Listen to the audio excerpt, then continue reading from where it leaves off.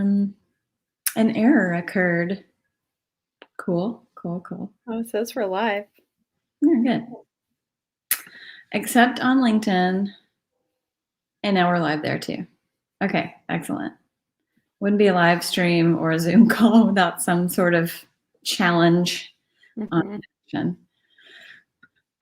Okay, so while we are waiting on a few people to join us, I'm Amber Ambrose, and this is Lauren McDowell. Hello. Queen's Wave. And you probably already know us because you're going to tune in, or if you watch this later on Instagram Live, Instagram TV. Yes, sorry, there's so many places now. Then you probably already know us. So, but we run Ambrose McDowell Communications, a communications firm that focuses on copywriting and content creation overall, like blogs, feature articles, and most anything that involves words and writing. So, hello. But guess what? As of last year, just like everyone else on the planet, we went through a whole lot of stuff, I think internally and mentally, to kind of like push through the year. And one thing that emerged was self-talk, and which was really interesting because in preparing for this, Lauren, I didn't realize that your version of self-talk is very different from mine. So that's kind of what I want to talk about first, is like, what is self-talk?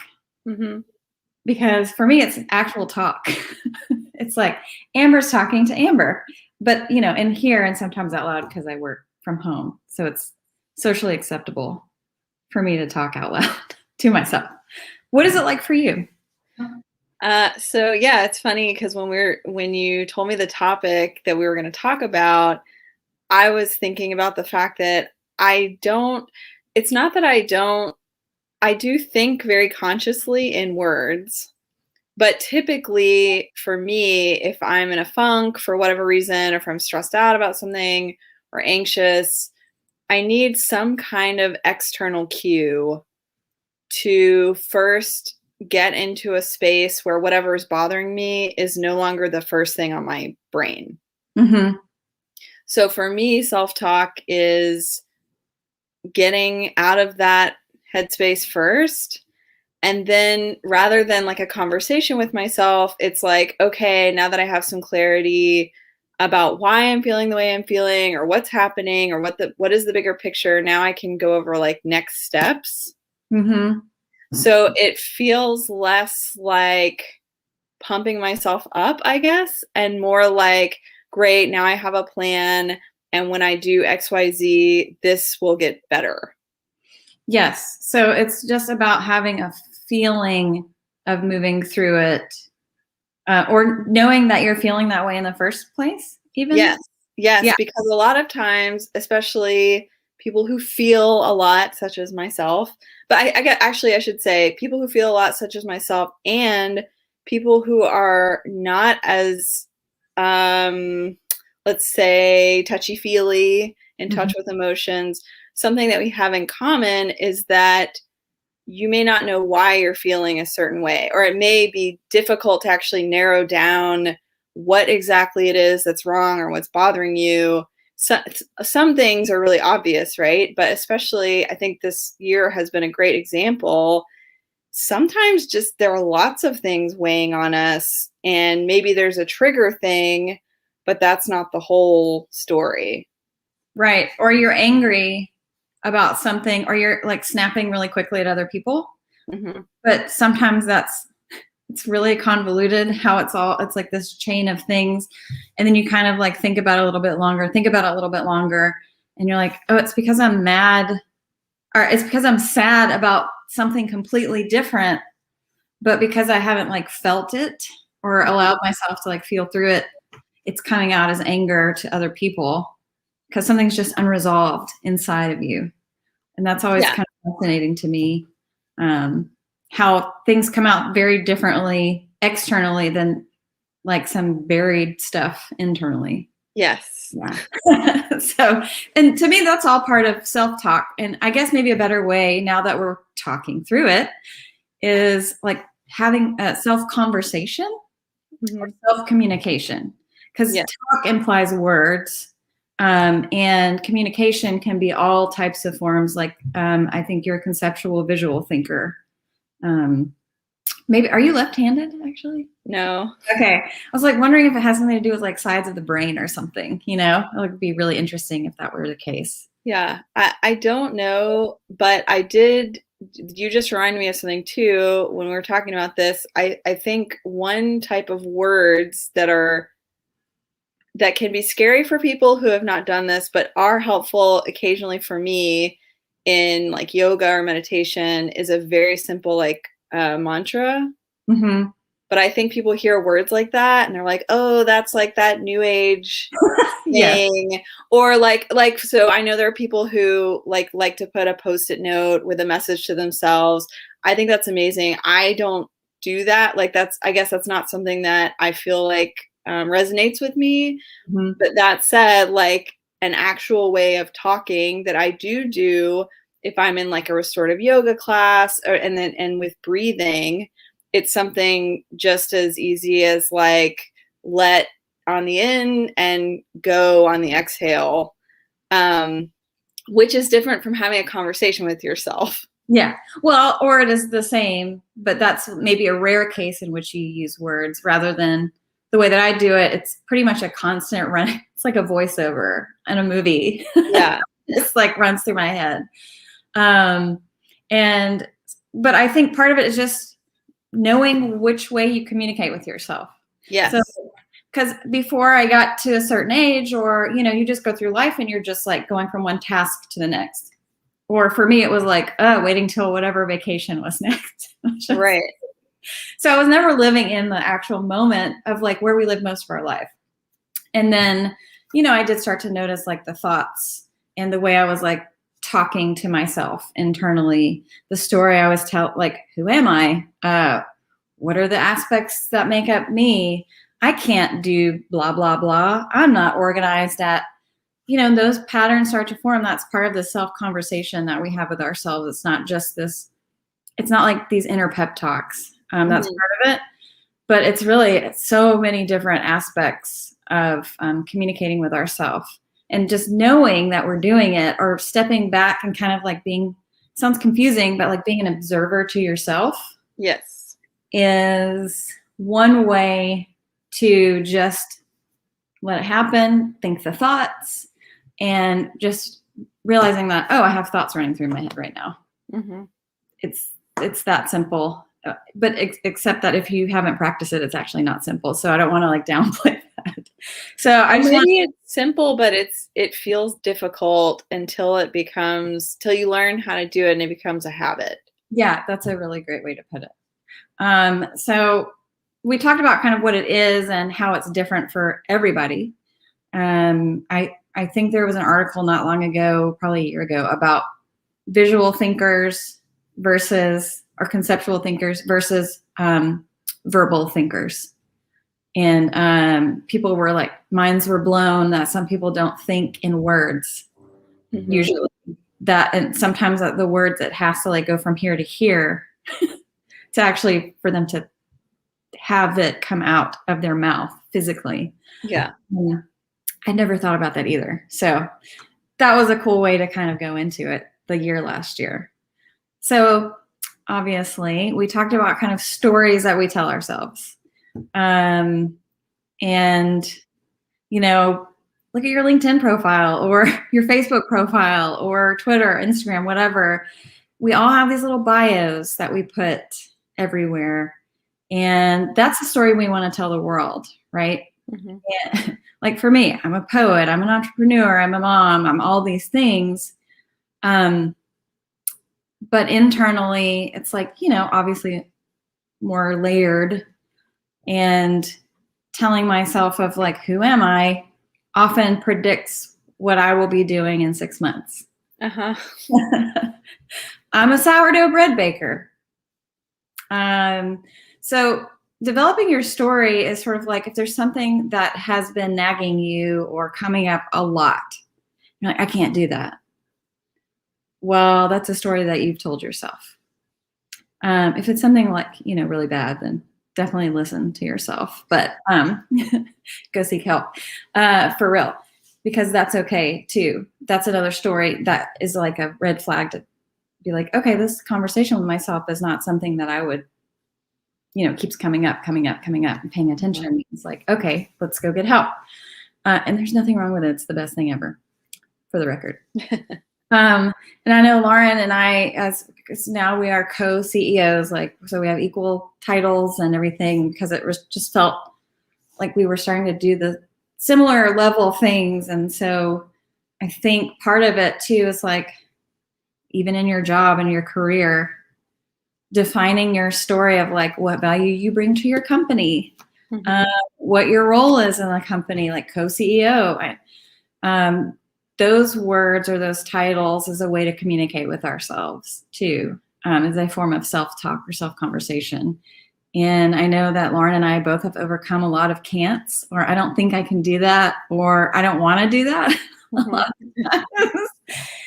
And then it's like one morning you wake up and you're like, what if I tried to XYZ? You've just changed your story. It started with one thought. And that's pretty magical to me. Lauren, do you have any examples of like maybe some stories that you told about yourself that changed because you started just being a little more open to something different? Yeah. Well, one thing I have an ongoing issue with is the idea of labels, because there are certain labels that either you put on yourself or other people put on you. And for me, at least, it's like, and I'm sure everybody has this, but it's like, I don't identify with that, or that doesn't feel right to me. So I think what happens sometimes, and so running a company, I never thought I would be a co-owner of a company, which makes me like a boss. I don't really want to be called a boss babe. But You are a babe. Let's just be honest, Lauren. Yeah. So I say that because, so as an example, I said to a coach that I don't have an MBA, so I don't feel comfortable like running a business. And what I realized is that sometimes just taking away the label, it's not, maybe I don't have whatever the curriculum is, which would be very helpful, right? Like if I wanted to go, it would help us grow. But there are other things that I can do that I wasn't tapping into because I had only thought of doing something one way. Yeah, no, that makes sense. And that I put off starting a company for a long time for similar reasons, because I was like, I'm not a business owner. I'm not an entrepreneur. Because I think we all have like a picture that the world has given us of certain words or concepts, and we form those based on external things, and we forget that like we can control we can take a label and make it our own, which is really, really hard to do. But once you do it, it kind of opens up a world of possibilities. So you're like, or you just use a different label. Yeah, if you're that or that. Yeah, you don't have to be whatever. But I guess I say this only because I think for me, being my authentic self, I think this is a very Sagittarius thing or whatever, but is very important to me. So some people, once that's bestowed upon them, they're like, oh, great, that's great. I love this. And for me, I think it's more fitting into, I don't know, a label that I give myself, I guess, even if the other one may be accurate, right? There's ways that we describe ourselves that and I don't mean that as like an excuse to speak negatively about yourself, because that's like not a good look on anybody. Sure. Because it's always obvious to whoever you're talking to that this is coming from a place of like self-doubt or self-loathing or whatever. Yep. Just that there are different ways to come up with similar solutions. Yeah, no, that's a good way to put it.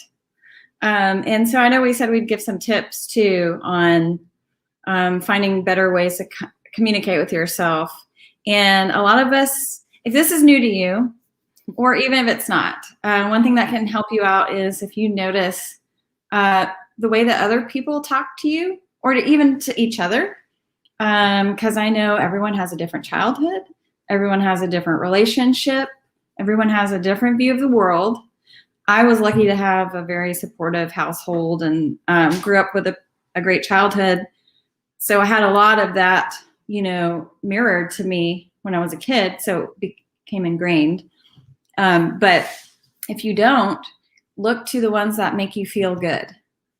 Who are the people that are speaking to you and the language that they're using, or the way they present information, or even criticism? Mm-hmm. What are the words they use, or what are the techniques that they're using to support you while also helping you grow? Notice that and how it makes you feel, and sit back and take notice of that. Is it the words that they use?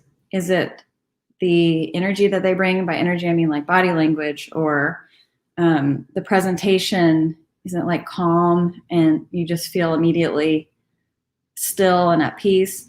Whatever it is, take notes in your mind, or physically if you need to. I'm just taking notes about you.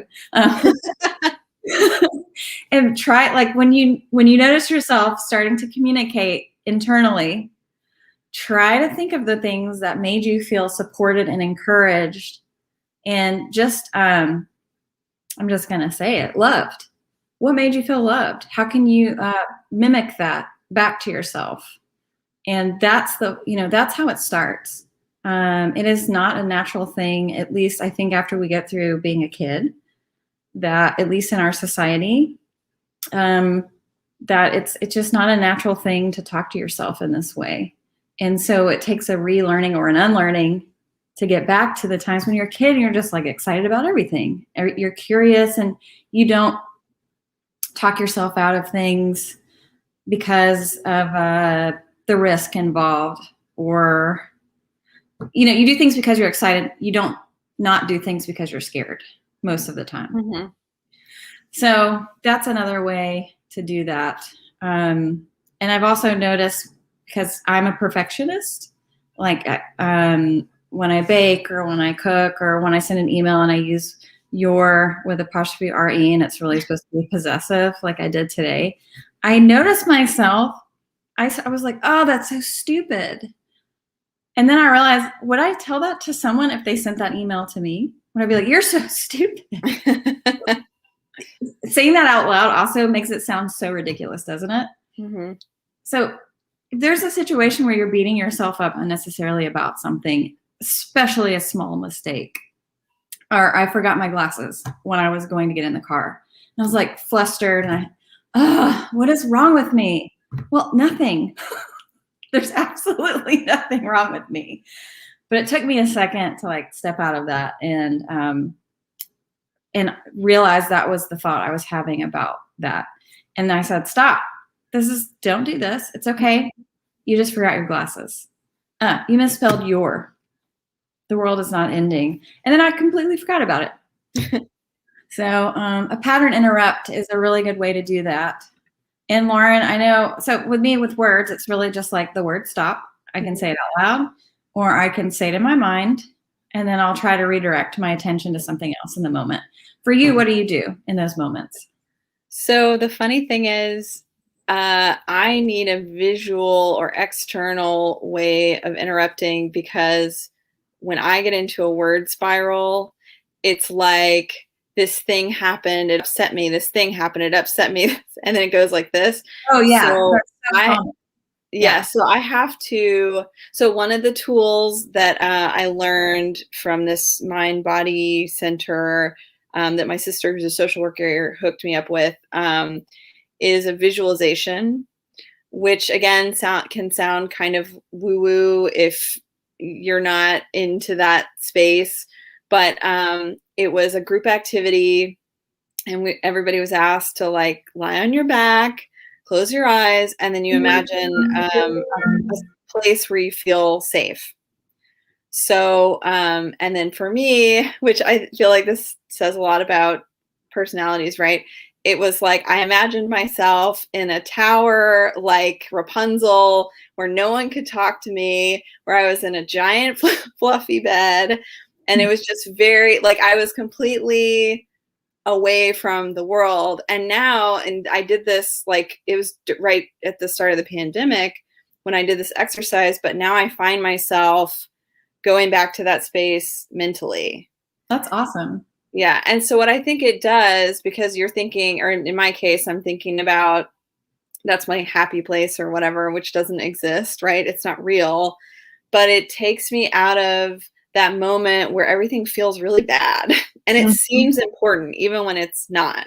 Because like just like you saying, leaving your glasses or even running late or worry that you're disappointing someone, it's usually not as bad as it feels in the moment. So having that visualization for me, even if it's just like a minute or something, kind of helps take me out of the immediate danger or discomfort. Right. And then allows me to think more clearly when I come back. And then I can say to myself, as you did, like, oh, okay, this actually isn't that big of a deal. Yeah. But it's hard to when you're wrapped up in your thoughts and they build momentum. It's weird. It's almost like a physics thing. It's like gravity or something. Like the larger the mass, the more gravity. I'm not a scientist, so if I get it wrong, I think there has something to do with mass and gravity. And if not, please ignore this. But it's like the thought grows. You know, you said it's not real, but like in that moment when your eyes are closed and you're in this place, it's as real as anything else that's around you, which is kind of like, wow, that kind of blows my mind to think about that. And by the way, I want to give some credit to Nina, who also responded to our palate cleanser email, which is kind of where this idea came from, is self-talk and learning to talk to yourself or communicate with yourself in a kind way. And that we know it is a muscle that you need to exercise. And Nina wrote back that, you know, when she is having a thought similar to what you were saying, Lauren, she also says like, stop. There's somebody at my door, which is like, no one ever comes here. But anyway, cool. So I'll finish this thought and then I'll go see who's at my door. But that she has to, you know, to take the momentum away from that thought that is growing. She says physically out loud, stop, or walks around or does. Sometimes I'll go to another room or turn on a piece of music, and I'm going to hand it off to you and see who's here. You're that. Okay. Well, going back to the thing that Amber mentioned, or that, well, actually that I mentioned earlier about like the mantra thing. Again, something that I wouldn't have considered myself like a yoga or meditation type person, but restorative yoga is like very much my thing. And I think in a lot of ways it's because it allows me to do what I'm saying, which is sort of like escape my thoughts for a while. But the reason I bring it up is because every time or a lot of times when you do it, the instructor will say to focus on a phrase or something that you want to be thinking about during that practice. And and like years ago when I had just gotten into restorative, what felt really powerful to me was that the word that came to mind was grace, like give yourself grace, which I had not been doing because I was hating myself. And at that period in my life, you know, like things were just not going the way I wanted them to go. I wasn't happy with the way I looked, with my relationships, blah, blah, blah. And then that thought, just that one word, someone triggering that for me, even again, now it's like years later, but I go back to that sometimes where for me, that word is so powerful. Like we give it to so many other people, but we need to give it to ourselves. First and foremost. And I will actually say it's not, we do give it to other people, but sometimes it's like for a different reason than if you learn to give it to yourself first, because then you understand its true power and then you give it because then it's real grace. Like for me, sometimes it was just like because I wanted to avoid the conflict or because I wanted them to like me. And so whatever was going on would be like, oh, that's totally fine. Even though like internally it didn't feel totally fine. Yeah. Um, Or in my case, I would be seething about it. silently. Yeah. Yes, that is, it's like, yeah, once you start learning to be kind to yourself, it translates into giving grace to everyone around you and yourself. And I know these are all concepts and words that are like, they're definitely more of a feeling that when you experience it, you know it. But before you get there, or if you're in a really rough patch, like for me, if I'm really not having a good streak or whatever, I don't want to see the things. I don't want to see these like mantras. I'm like it just sort of makes me angry. But like that's okay too. Because everything passes in the cycle you're in. If you can figure out a way, or even sometimes if you just stay in it long enough and you're like, oh, okay, now I'm tired of it. Like just allow yourself to, because then sometimes, it's like feast or famine. We've got the toxic positivity that's like, I need to be happy. I need to be happy. Well, that's like too far on the other end of the spectrum, because then you just suppress everything. or even just, I need to not be negative. Right. Which isn't solving anything. Right. Exactly. Because it's not getting to the root of why you're feeling that way. Which is another thing that I learned is like, okay, I have, worries from time to time about different things, because one day it's one thing, one day it's another, sometimes the varying degrees of severity. But it really is like, okay, have I just asking the Socratic method, even it's like, what is the best thing that can happen? What's the worst thing that could happen? What's likely to happen? And sometimes even like talking myself down in those segments, especially about the unknown, is just like, oh, okay. Oh, one thing that I do, and along that same vein, if it feels really bad and like I did something so dumb and I'm so embarrassed, and then I think like, will this matter in 10 years? No. Yeah. And then if it's like, oh, it might, then it's like, well, will it matter in 100? Maybe. Well, will it matter in 1,000 when no one knows who you are and you're just like a speck of dust? No, it won't matter. Speck of dust. Which is all we really are, right? Yeah. We're just particles. It's like those memes that you have. It's like, you are here, and it's like the universe. It's just like, yes, but no, that exact visualization is how you can, again, I guess it's like taking yourself out of the moment and changing your perspective. And yes, I would say it relates back to what we talked about earlier. It's like being able to separate yourself out from the thoughts that you're having, which, sometimes it is one and the same. Sometimes it is like your brain is just doing what it was designed to do. And that triggers hormones, which triggers like the way that our bodies feel when we have certain emotions. Anyway, you can sort of like, I don't want to say hack it because I hate the word. And it also sounds like really violent. Let me hack myself. But what I'm saying is like, you can sort of realize like what makes you feel good. And I'm not talking about like drinking alcohol, which definitely for me, after the first one, makes me feel good.